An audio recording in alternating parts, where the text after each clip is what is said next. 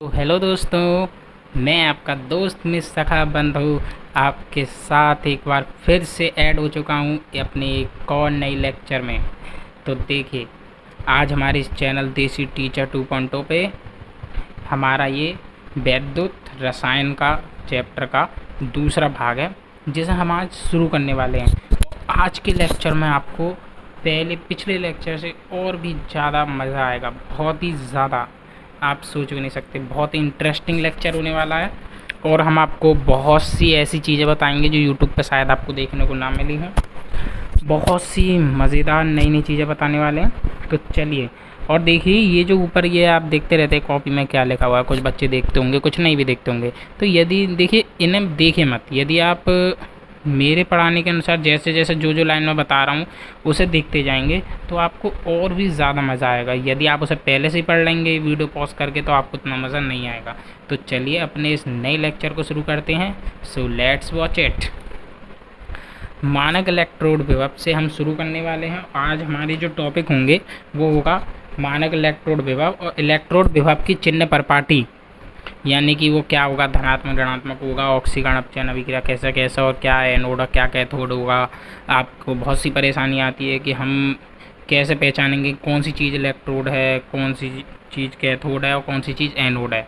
ठीक है ना, कैसे पहचानेंगे कि यदि हमें जिंक और कॉपर दे दिया, आपको पता नहीं है कि इसमें से किसको एनोड बनाना है किसको कैथोड बनाना है। तो उसी चीज़ को आज हम इस लेक्चर में सीखने वाले हैं। और कुछ सेल की बेसिक जानकारी दूंगा। अगली पूरी जानकारी मैं अगले लेक्चर में, या फिर अगर इस लेक्चर में टाइम बचता है तो इसी में दे दूंगा। तो ठीक है, तो चलिए अपने इस लेक्चर को शुरू करते हैं।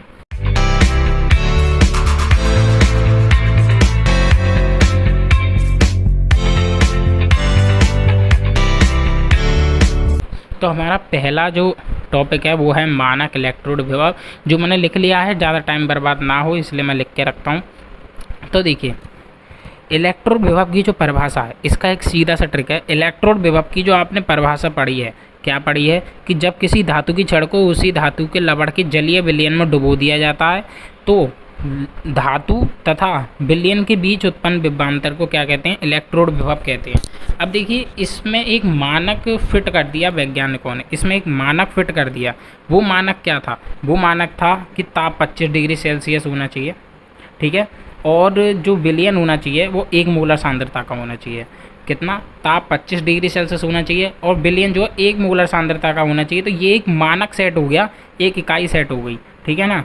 तो अब देखते हैं कि ये क्या मतलब हुआ इसका। तो इन्होंने जब इसको एक मानक सेट कर दिया तो इसकी एक नई परिभाषा बन गई मानक इलेक्ट्रोड विभव की। तो देखिए, जब किसी धातु की छड़ को उसी धातु के किसी लवण के 1 मोलर सांद्रता के विलयन में 25 डिग्री सेल्सियस यानी कि 298 केल्विन पर डुबोया जाता है तो इस अवस्था पर धातु और विलयन के मध्य उत्पन्न विभवांतर या उत्पन्न विभव के अंतर को उस वस्तु का मानक इलेक्ट्रोड विभव कहते हैं। और इसे ई नॉट से व्यक्त करते हैं। इसे किससे व्यक्त करते हैं? ई नॉट से व्यक्त करते हैं।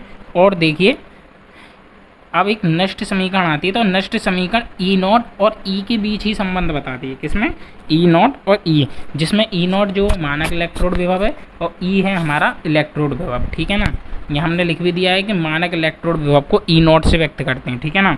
तो चलिए, अब हम इसके भी कुछ भाग होते हैं, यानी कि इसे 2 भागों में बांटा गया है। अब वो किसके आधार पे? इलेक्ट्रोड पर होने वाली अभिक्रियाओं के आधार पर। तो यहाँ हम लिख देते हैं कि इलेक्ट्रोड, अरे ये क्या है, पेन नहीं चल रहा क्या?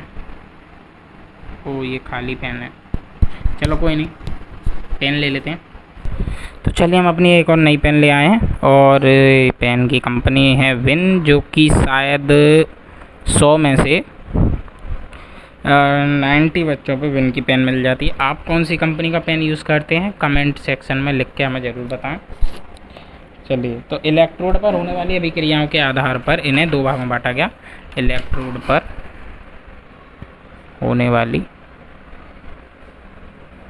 ये थोड़ा टेढ़ा हो गया क्या, होने वाली, अरे यार ये पेज उड़ रहा है, रुक जाओ, अब नहीं उड़ेगा।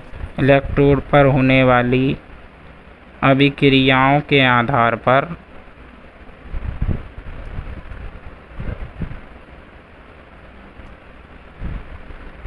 पर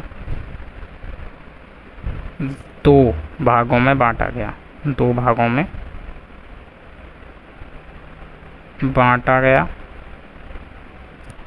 और देखिए उनके जो दो भाग थे वो था ऑक्सीकरण इलेक्ट्रोड विभव और अपचयन इलेक्ट्रोड विभव। पहला क्या था, ऑक्सीकरण इलेक्ट्रोड विभव, इलेक्ट्रॉन शॉर्ट में लिख रहे हैं इलेक्ट्रोड विभव, और अपचयन इलेक्ट्रोड विभव था। पहले हमें ऑक्सीकरण इलेक्ट्रोड विभव समझ लेते हैं। तो होता क्या है कि जब इलेक्ट्रोड पर ऑक्सीकरण हो रहा हो, ऑक्सीकरण का मतलब क्या है कि इलेक्ट्रॉन बाहर निकल रहे हो, यानी कि तोड़ रहे हों, कि किसी परमाणु में से इलेक्ट्रॉन अलग हो रहे हो और वो धनायन बना रहा हो, ठीक है ना, तो इसे कहते हैं ऑक्सीकरण। तो ठीक है, तो ये बेसिक सी बात थी, आप समझ गए होंगे। जैसे अब हम इसमें एक ज़्यादा टाइम बर्बाद ना करके एक सीधे समीकरण लिख लेते हैं। जैसे हमारे पास कोई तत्व था, एम तत्व था, और ये टूटा, ये था सॉलिड, ठीक है ना, और ये जब ये टूटा तो इसने माने कि इसने क्या निकाल दिए, एन इलेक्ट्रॉन बाहर निकाल दिए। तो जितने इलेक्ट्रॉन बाहर निकालेगा उतना उस पर आवेश आ जाएगा, और एन इलेक्ट्रॉन बाहर निकाले तो उसका हम प्रतीक लिख देते हैं एन ई माइनस, की इतने इलेक्ट्रॉन बाहर हुए। और इसको जो व्यक्त करते हैं वो E M upon M plus से व्यक्त करते हैं, ठीक है ना। अब आगे देखते हैं, ये इसका प्रतीक चिन्ह है। अब आगे देखते हैं अपचयन इलेक्ट्रोड विभव, खोल देते हैं इसे ताकि ज़्यादा परेशान ना करे। अरे यार,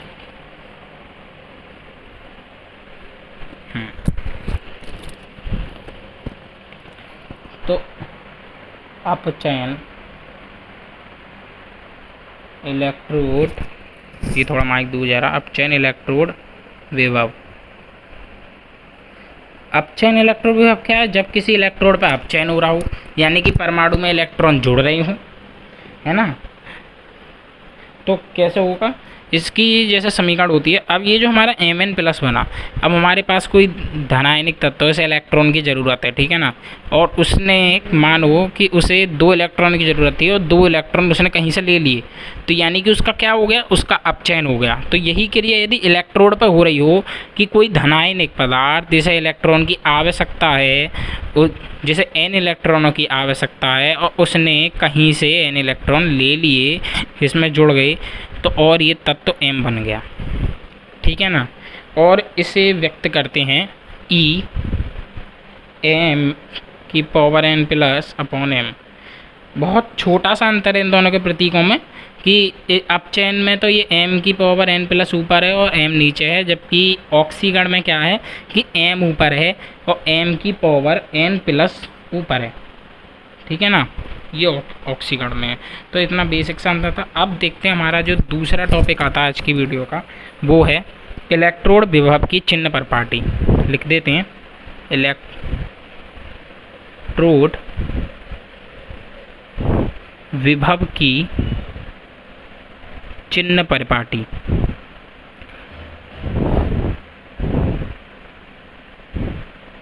देखिए अब इसमें जो अब हम रूल बताने वाले हैं वो शुरू में तो बहुत क्रूशियल लगेंगे याद करने के लिए कि ये क्या झाड़ है और ये क्या है।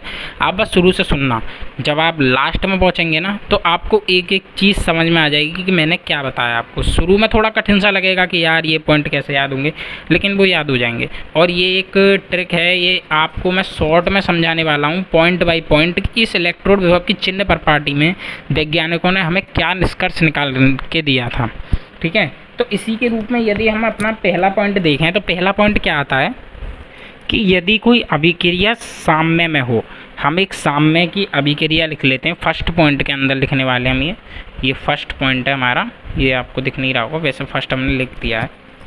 तो फर्स्ट पॉइंट हमारा क्या है कि m जो सॉलिड है वो साम्य में है, m की power n plus plus n electron minus. साम्य का मतलब इससे ये बनाया जा सकता है और इससे ये बनाया जा सकता है, यानी कि दोनों से कुछ ना कुछ बनाया जा सकता है, आपस में फेरबदल किया जा सकता है। इस चिन्ह का मतलब ये होता है, ठीक है ना। तो देखिए यदि कोई अभिक्रिया साम्य में है तो इसमें दोनों अभिक्रियाएं हो सकती हैं, यानी कि इसमें दोनों क्रियाएं हो सकती हैं, ऑक्सीकरण की भी और अपचयन की भी। कौन सी दोनों? ऑक्सीकरण की भी अपचयन की भी। तो यहाँ पे जो पहला पॉइंट हमको बताता है कि यदि ऑक्सीकरण हो रहा हो, क्या हो रहा हो, ऑक्सीकरण हो रहा हो इलेक्ट्रोड पे, तो वो इलेक्ट्रोड एनोड होगा। किसी इलेक्ट्रोड पे यदि ऑक्सीकरण हो रहा हो, यानी कि ये ऊपर वाले चिन्ह के तरह अभिक्रिया हो रही हो कि एम टूट के Mn+Ne- बन गया, तो वो एनोड होगा। और यदि इससे ये वाला पदार्थ बनना हो तो अपचयन होने की क्रिया में क्या होगा, ये कैथोड होगा। समझ गए? तो आप अभिक्रियाएं करा के भी देख सकते हैं, अभिक्रियाओं को देख के भी बता सकते हैं कि ये कैथोड पर हो रही है, एनोड पर हो रही है। ठीक है ना? अगर कोई आपसे पूछने लगे, कोई समीकरण दे दे और आपसे पूछने लगे कि बताइए क्या हो रहा है, तो आप इजीली बता सकते हैं कि हाँ ये एनोड पर होने वाली अभिक्रिया है, क्योंकि इसमें से इलेक्ट्रॉन बाहर निकल रहे हैं। और कोई पूछे कि ये कौन सी है, तो आप इजीली बता सकते हैं कि हाँ ये कैथोड पर हो रही है, क्योंकि इसमें इलेक्ट्रॉन जुड़ रहे हैं और जुड़ के एक पदार्थ बना रहे हैं, तो वो कैथोड पर हो रही है। तो लिख देते हैं, आप भी इस पॉइंट को नोट कर सकते हैं कि यदि इलेक्ट्रोड पर ऑक्सीकरण हो रहा है तो वह एनोड का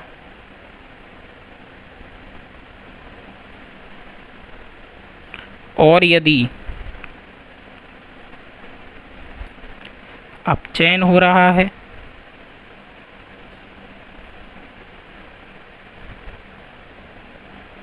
तो वह कैथोड का कार्य करेगा, तो वह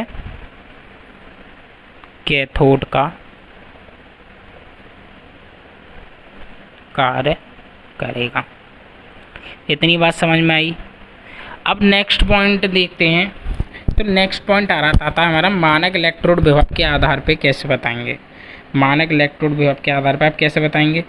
तो देखिए, इसमें जो हमारा सेकंड पॉइंट है, वो सेकंड पॉइंट हमसे ये कहता है कि जिन इलेक्ट्रोडों पर होने वाली अर्ध अभिक्रियाओं के मानक इलेक्ट्रोड विभव का माना देखो।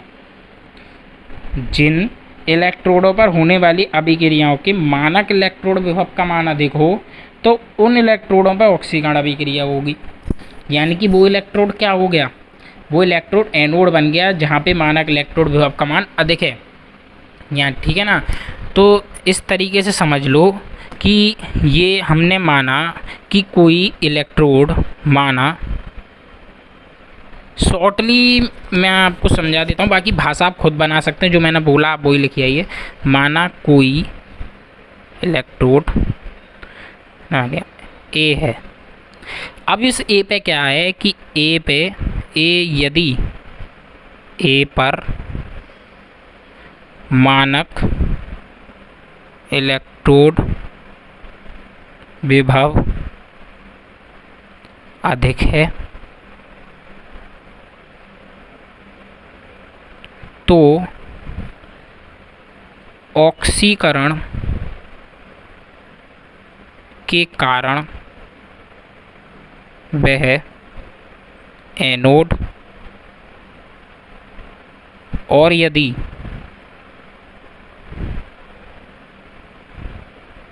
ए पर मानक इलेक्ट्रोड विभव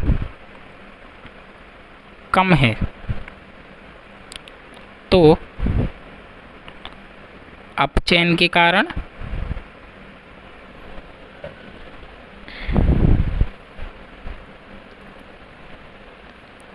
क्या होगा, अपचयन के कारण वह कैथोड का कार्य करेगा।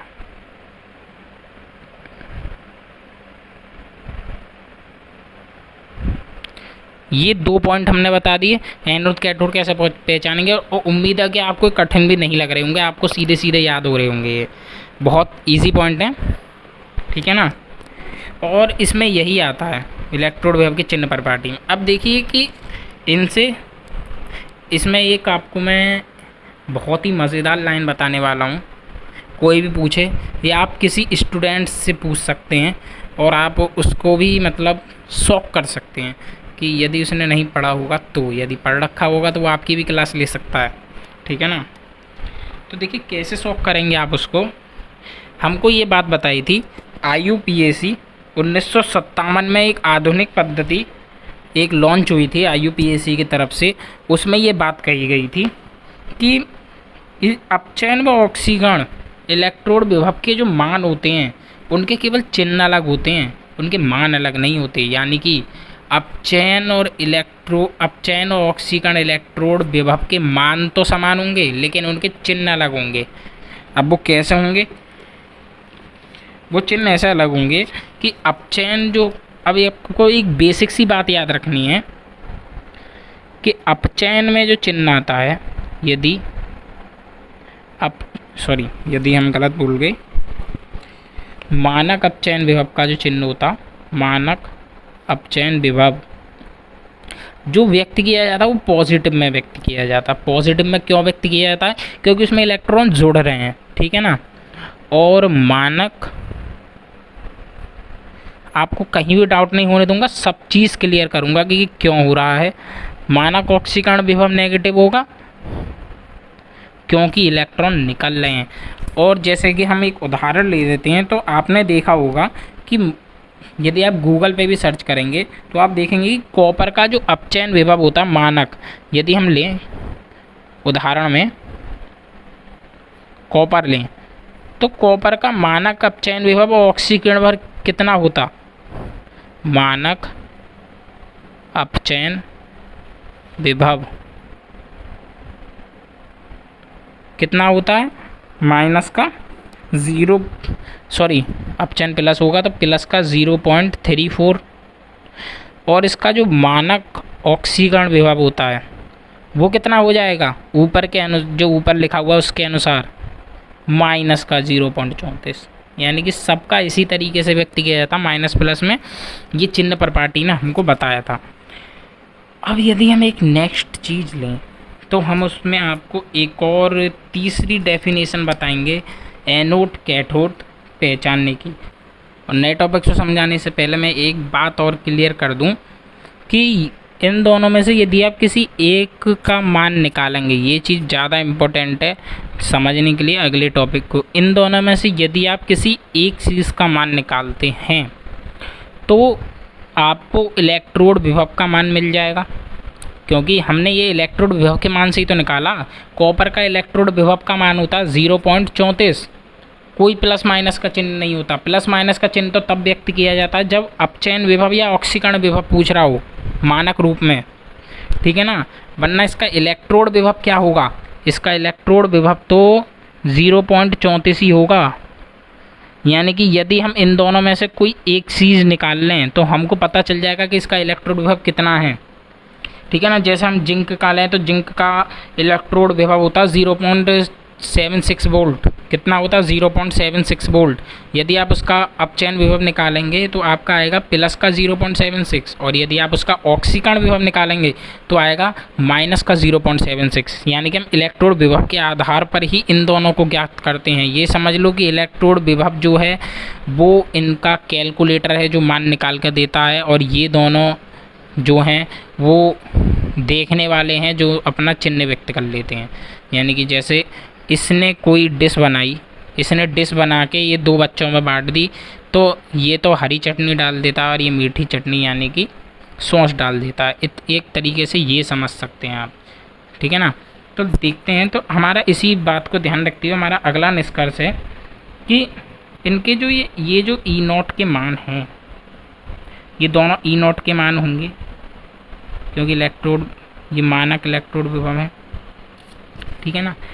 तो इसी आधार पर यदि हम अगले टॉपिक की पहले पॉइंट की बात करें, यदि मानक इलेक्ट्रोड विभव हम किसके आधार पर निकाल ले हों? ऑक्सीकरण अभिक्रिया के आधार पर निकाल ले हों।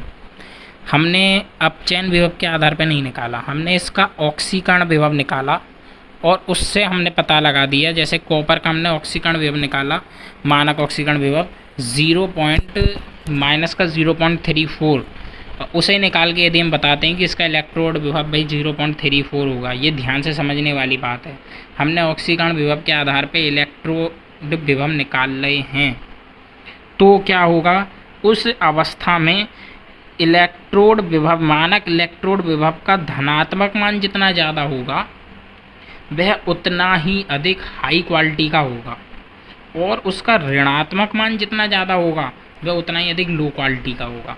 ये समझने वाली बात है, बस ये थोड़ा कठिन पॉइंट है इस पूरे टॉपिक में, नहीं तो वो पूरा आसान है ये। तो लिख लेते हैं, यदि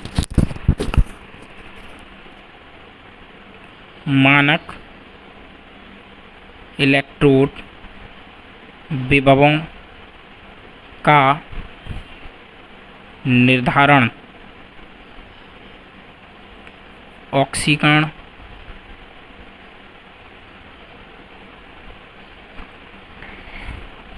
आप चाहें तो वीडियो को स्किप कर सकते हैं, आगे बढ़ सकते हैं। ऑक्सीकरण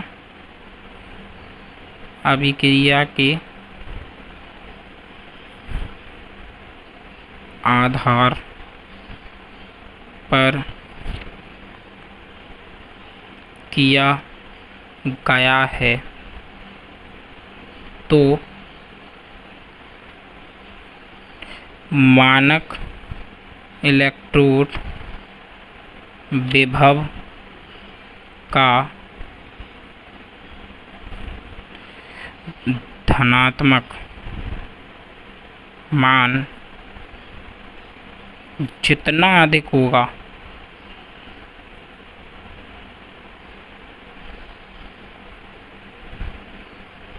वह उतना ही अधिक हाई क्वालिटी का होगा, या उच्च होगा, क्या लिख सकते हैं, उच्च होगा। और ऋणात्मक मान जितना अधिक होगा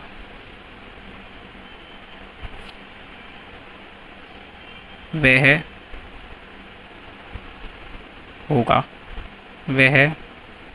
उतना ही अधिक निम्न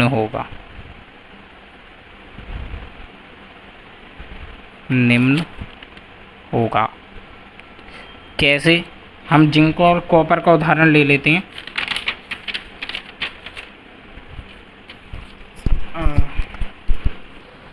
उदाहरण से पहले मैंने सोचा कि चलो एक और सिंपल ट्रिक वे में ले जाया जाए। मैं आपको दूसरा जो पंक्ति है, यानी कि दूसरा जो टॉपिक है वो भी अभी लिख देता हूँ कि यदि अपचयन विभव के आधार पर लिया जा रहा हो तो क्या होगा सर।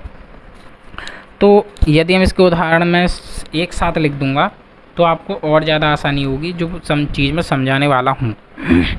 तो दूसरी लाइन में कहता है सेम इसका उल्टा है। सेम इसका क्या है? उल्टा है। आप खुद समझ सकते हैं, मैं लिख देता हूँ यहाँ पे। तो मैंने लिख दिया है, देखिए उसी ठीक उल्टा पहले वाले का। यदि मानक इलेक्ट्रोड विभव का निर्धारण अपचयन अभिक्रिया के आधार पर किया गया है तो मानक इलेक्ट्रोड विभव का ऋणात्मक मान जितना ज़्यादा होगा वह उतना ही अधिक उच्च। पिछले वाले में क्या था कि धनात्मक मान जितना ज़्यादा होगा वह उतना ही अधिक उच्च, ठीक है ना। और इसमें यदि धनात्मक मान जितना ज़्यादा होगा वह उतना ही अधिक निम्न। किसके आधार पर? अपचयन के आधार पर। केवल यही दो पॉइंट आपको याद रखने वाले हैं, बस छोटे छोटे पॉइंट हैं अपचयन और ऑक्सीकरण के। तो यहाँ पर हमारा पहला उदाहरण है जिंक का, जिसमें ई नॉट ऑक्सीकरण ई नॉट अपचयन दिया है प्लस 0.76 माइनस 0.76 वोल्ट। और दूसरा उदाहरण हमारा कॉपर का, जिसमें ई नॉट उसका ऑक्सीकरण माइनस 0.34 वोल्ट और ई नॉट अपचयन 0.34 वोल्ट है, ठीक है ना। तो देखिए हम इन दोनों का टोटल निकाल सकते हैं। हम निकाल सकते हैं कि जिंक के लिए जो हमारा कुल इलेक्ट्रोड विभव कितना होगा। तो इसका एक फॉर्मूला आता है जो अभी तक हमने नहीं बताया, पर अभी के लिए याद कर लीजिए। जो हम लगाएंगे ई ऑक्सीकरण माइनस ई अपचयन, ठीक है ना। ई ऑक्सीकरण विभव पे कितना है और ई अपचयन विभव पे कितना है। तो यदि हम जिंक के लिए निकालेंगे तो जिंक के लिए ऑक्सीकरण आता है 0.76 माइनस 0.76। यदि आप इनको जोड़ेंगे तो कितना आ जाएगा? तो 2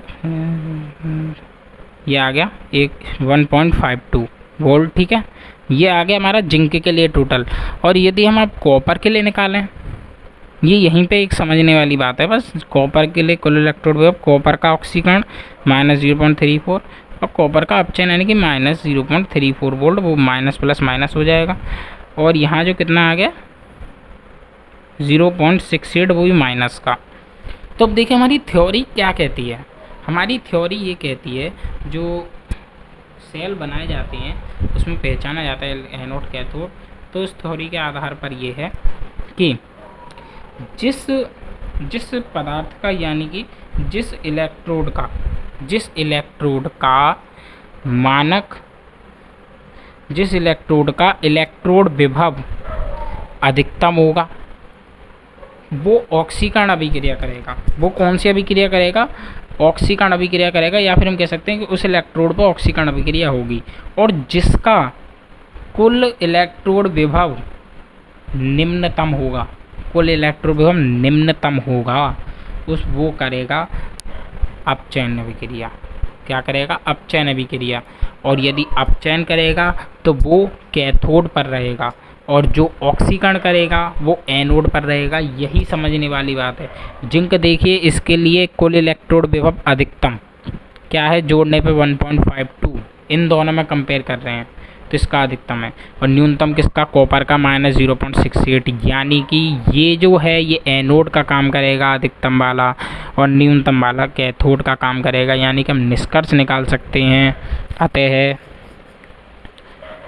Zn का इलेक्ट्रोड विभव अधिक होने के कारण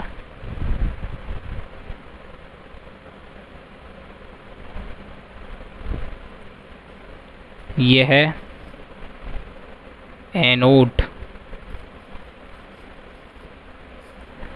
का कार्य तथा कॉपर का इलेक्ट्रोड विभव कम होने के कारण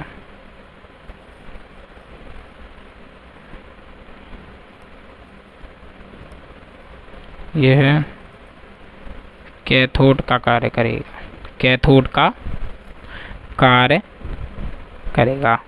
तो उम्मीद है कि आपको ये चिन्ह प्रॉपर्टी समझ में आ गया होगा और काफ़ी इंटरेस्टिंग लगा होगा ये चिन्ह प्रॉपर्टी को जानने में, और हमको बताने में भी काफ़ी इंटरेस्ट आया।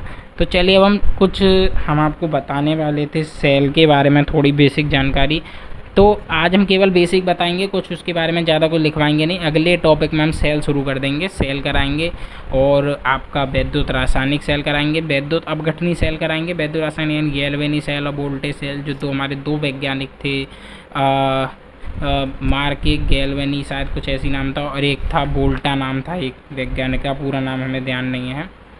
तो इन दोनों ने जो काम किया था उसके बारे में बताएंगे। तो हम सेल के बारे में थोड़ा बेसिक हम बता दें कि सेल होता क्या है। सेल एक वैद्युत रासायनिक युक्ति है जो वैद्युत ऊर्जा को रासायनिक ऊर्जा, रासायनिक ऊर्जा को वैद्युत ऊर्जा में बदलती है। सीधी सी आपको, ये तो बहुत आसान सी बात है जो हमने आपको बता दी, बेसिक सी।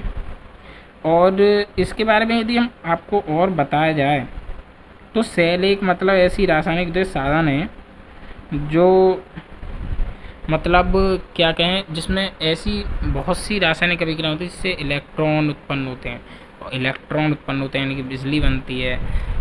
और पर जो होती है रेडॉक्स अभिक्रिया संपन्न होती है। कभी कभी क्वेश्चन आ जाता है कि सेल पर कौन सी अभिक्रिया संपन्न होती है, तो सेल पर रेडॉक्स अभिक्रिया संपन्न होती है, यानी कि सेल पर ऑक्सीकरण भी होता है और सेल पर अपचयन भी होता है। ये दोनों अभिक्रियाएँ होती हैं, ये दोनों अभिक्रियाएँ होंगी तभी हमारा सेल पूरा बनेगा। तो इस सेल के बारे में कुछ बेसिक जानकारी हुई, और सेल के बाद हम आपको वैद्युत अपघटनी सेल और वैद्युत रासायनिक सेल में आपको अंतर भी बताएंगे, ठीक है ना। बहुत कुछ कल की वीडियो में होने वाला नया नया, और उसके बाद का टॉपिक जानने के लिए आपको रुकना पड़ेगा थोड़ा, ये थोड़ी कि हम अभी आपको बता देंगे।